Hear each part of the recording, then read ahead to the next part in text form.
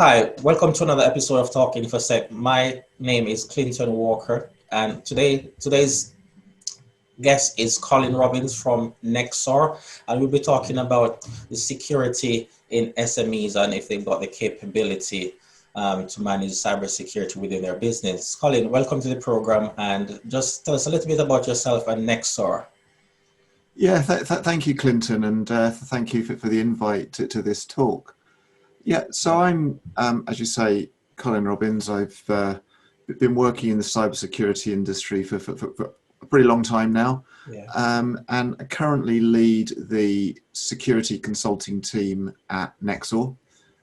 We are a security company that is focused on supplying products and services into the defence and intelligence community. But as a sort of second business stream, we focus on providing security advice to SMEs that are in the government supply chain that now have to meet a lot of the government security standards. Sure. I also wear another hat that I chair the Nottingham, Derby, Leicester branch of the Chartered Institute of Security. Okay, great. So well involved in other initiative outside of work. Exactly, yeah. Sure. Okay, so today's topic, as we mentioned earlier, is around the challenges facing SMEs with high value assets, right? And the role of CISO in that same vein. So given that SMEs makes up 70 to 80% of the economy, Colin, it's often said that finance is an issue, capability within the SME business itself is an issue, and a host of other challenges. But really, what are some of the key challenges that SME face in today's world? Well, certainly in today's world, we're in the middle of the COVID-19 crisis, and that's affecting all businesses of every type. And so, a lot of businesses are very much into business continuity efforts and how they're going to get their business to survive, etc. And that's quite rightly focusing a significant amount of management time. From a security perspective, that presents a squeeze both on budget and resource in those organizations.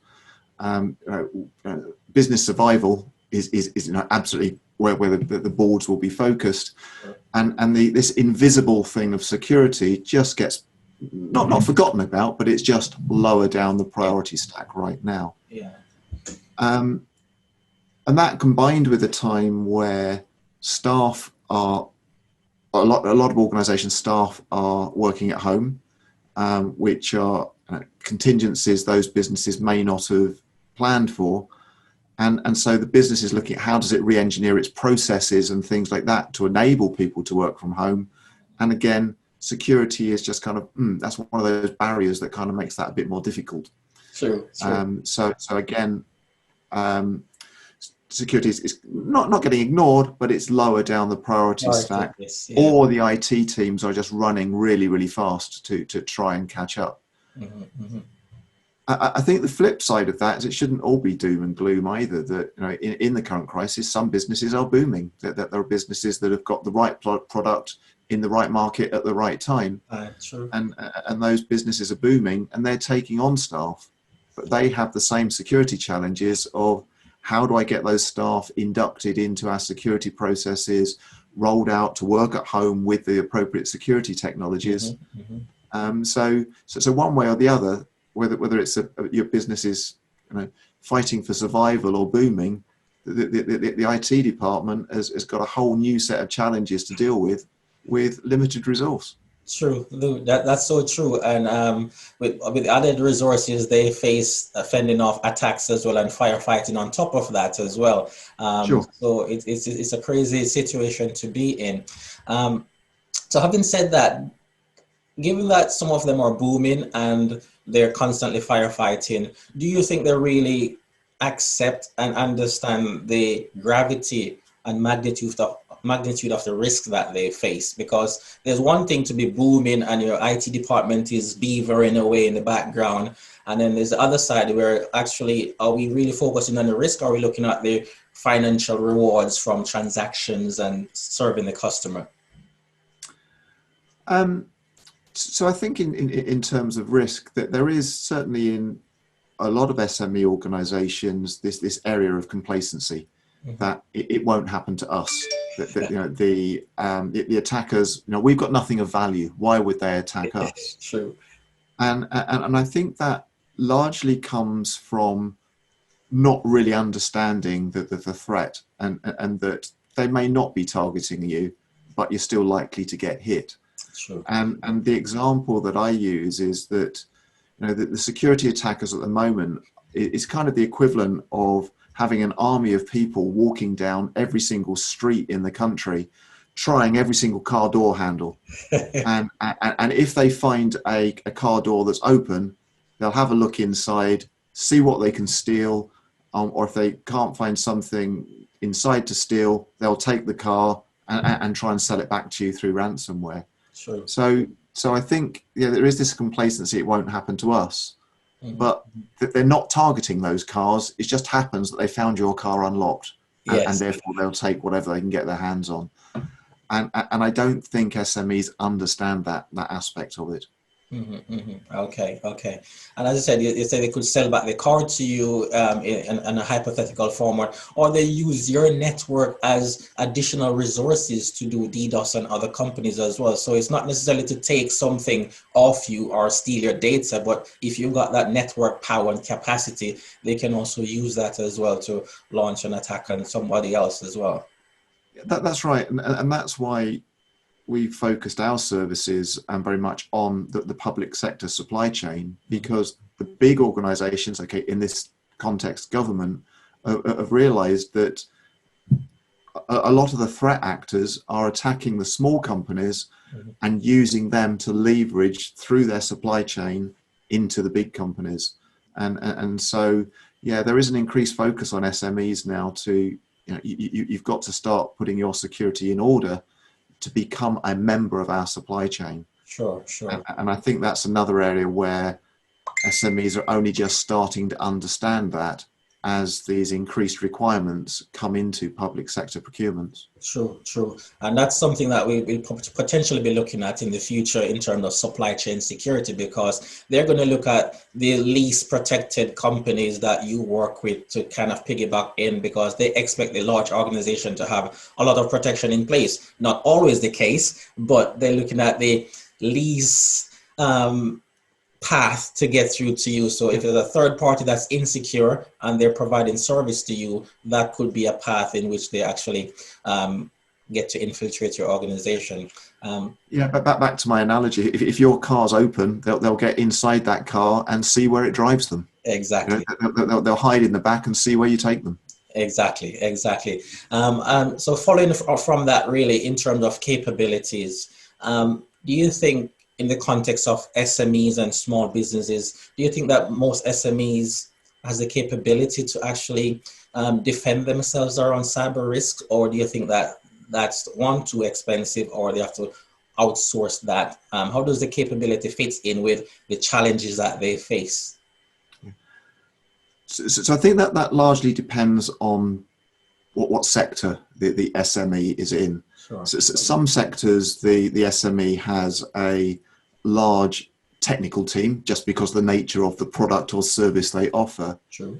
And through having that technical team, that they're likely to have some people that understand security.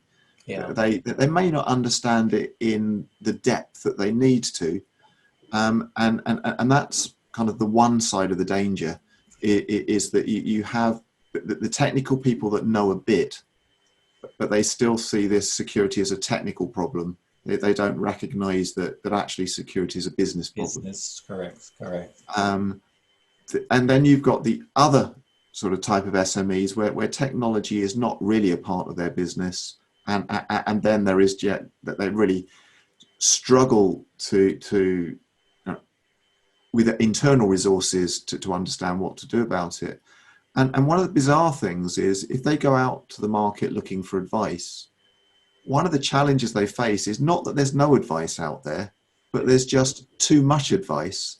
And how do you find your way through what's the good advice and what's the, let's say, less good advice. Sure. And how do they find the advice that's relevant to their business? And I think that's an area that the non-technical SMEs are really struggling with is soon as you start looking for advice, it gets very technical very quickly. Yes. And they just really don't know what they're buying. True. And I think there's a big part of the SME arena that needs to be educated as well, because as I touched on earlier, it's seen or treated as a technical issue rather than a business issue. And I think some of them get it, as I said, based on the industry that they're in. But the technical side pushes management away, and they don't give it enough attention and time to understand. And again, it comes back to the sellers as well, or the security services companies, where they make it that way, and their approach, whether it be to scaremonger them or it's a way for them to leverage that business. There's not much out there that gives you the context in reality around, this is a business context around security. These are the impacts. Everybody start talking technical, really. So having said all of that, Colin, what are some of the real practical approaches that these SMEs can take? So we've already touched on the whole technical perspective that they see coming from the market to them. What are some of the approaches that they can actually take to really see security and take on the approach of, okay, I'm going to take security serious, whether it's technical or business focused, we need to do something about it. How can they actually help themselves and seek help to get that? So I think that the first thing is it has to be recognized in the business at the board level, because security is going to take resources of various different types, and effectively the board need to commit those resources. But they're only going to do that if they know why they've got to commit those resources. Sure. And so the board's really got to spend time in understanding their business, which kind of sounds obvious, but understanding their business from a security attacker's point of view. Of where is the value, or where can I hurt your business the most? Not because I'm going to try and hurt your business, but because if I take your IT systems out, what's the impact of that going to be on your business? Sure. So to give you an example of that, the big threat everyone seems to worry about is ransomware. And straight away that's seen as a technical issue. The IT guys will deal with that.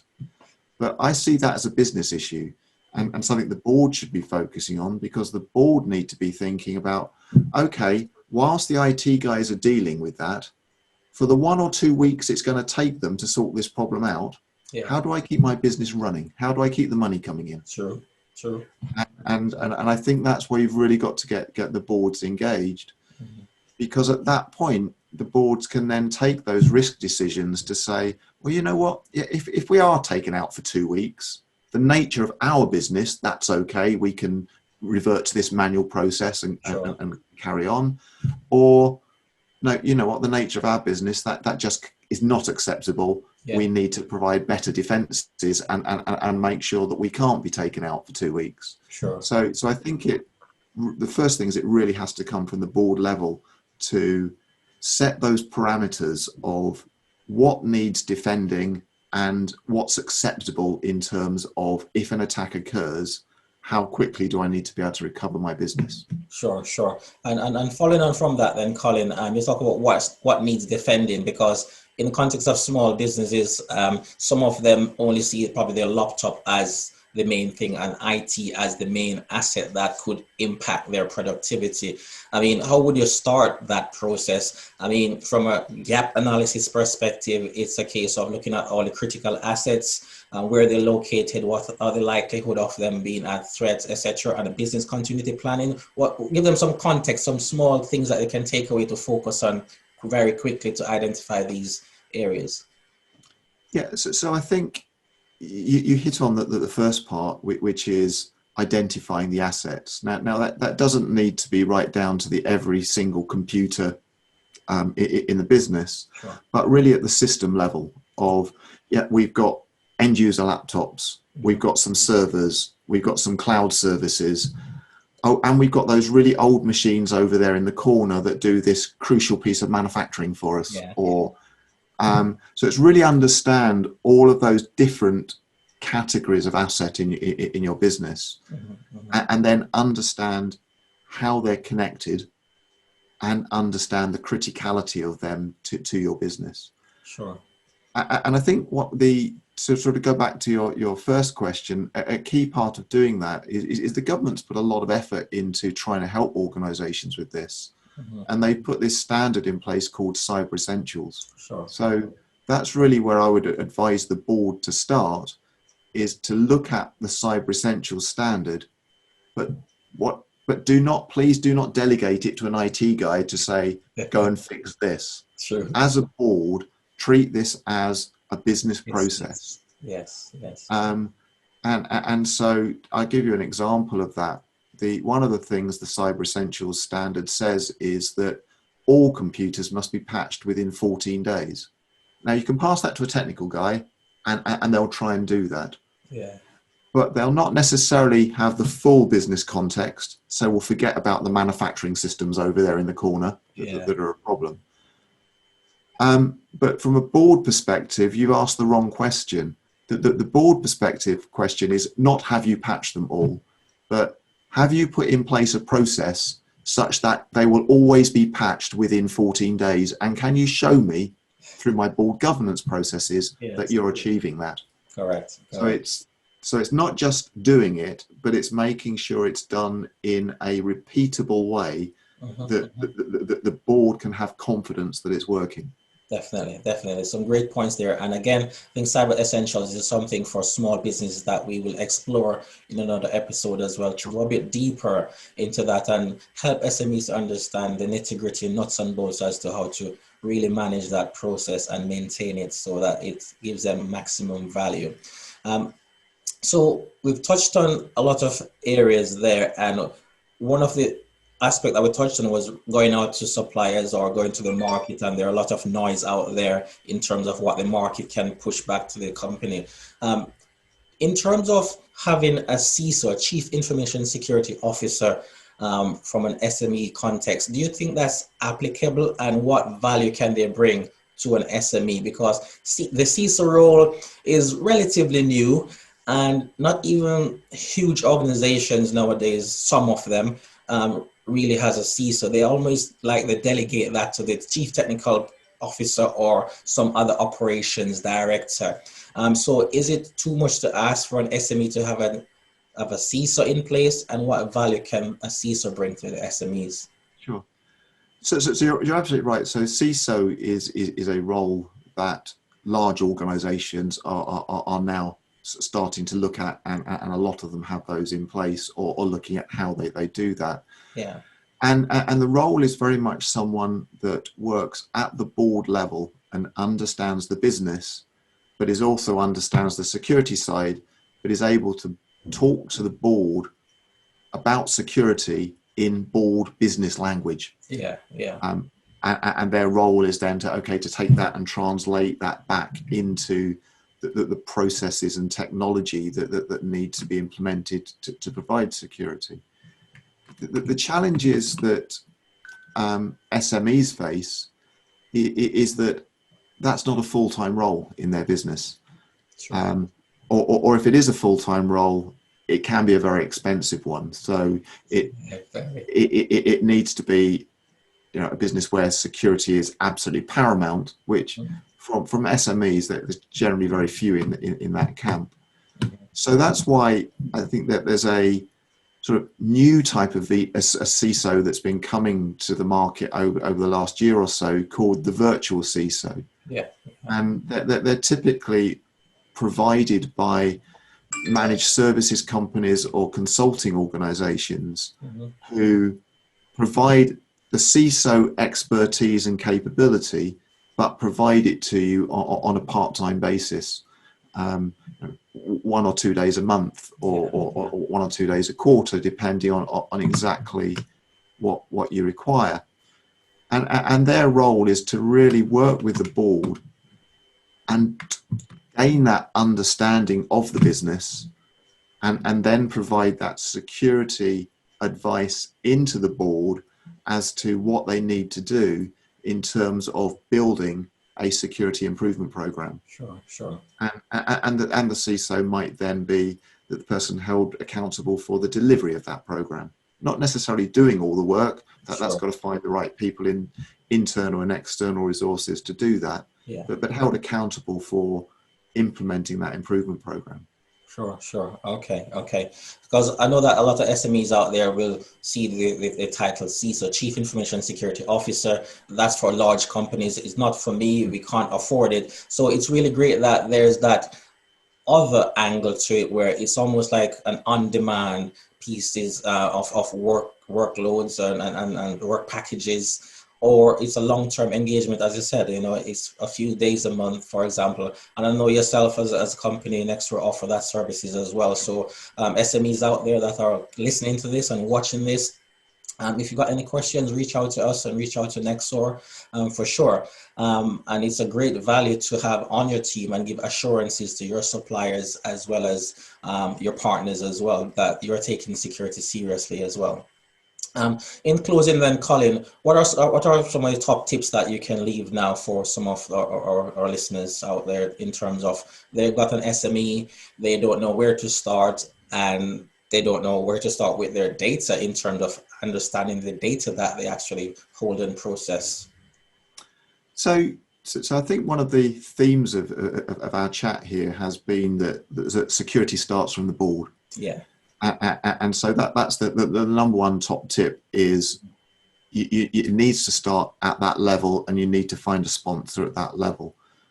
Once you've done that, the NCSC, the National Cybersecurity Centre, have a great resource called the Board Security Toolkit. And it's designed for boards in board language. And it goes through a fairly simple 3-stage process of things that the board need to do, which is essentially identify your assets, as we've talked about, identify the risks to those assets, and I know the next one sounds simple, put your mitigation plans in place, and that's got a lot behind that. But again, from a board point of view, it's not saying you need to get down into the technical weeds and do this. It's about you need to put in place a management structure, a governance process, so that you know that those risks have been managed. Okay. So that would be my top tip, is engage the board and point the board towards NCSC's Board Security Toolkit. Okay. Great stuff, Colin. Thank you for your time, and thanks for those top tips as well. And we're going to close there, and we'll be back next time with yourself as well with another topic, which we'll be putting out very shortly as to what that topic will cover. And I will definitely be reaching out to you as well. So thank you for your time. Thank you for presenting some of your expertise on this program.